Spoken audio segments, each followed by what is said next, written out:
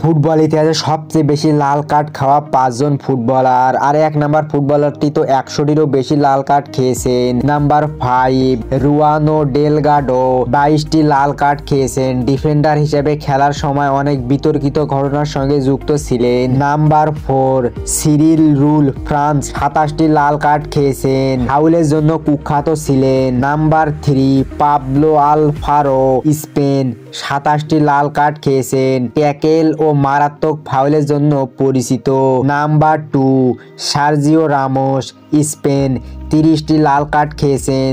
Ramos যেসব foul করতেন সেগুলো অত্যন্ত ভয়ঙ্কর। নাম্বার 1 দেখার আগে একটি লাইক এবং সাবস্ক্রাইব করে রাখুন যাতে এরকম ভিডিও আরো দেখতে পারেন। নাম্বার 1 জেরার্ডো বেদোয়া কলম্বিয়া 46টি লাল কার্ড খেয়েছেন, ফুটবল ইতিহাসে সবচেয়ে বেশি লাল কার্ড খাওয়া প্লেয়ার। আক্রমণাত্মক খেলার জন্য তিনি দ্য বিস্ট নামে পরিচিত।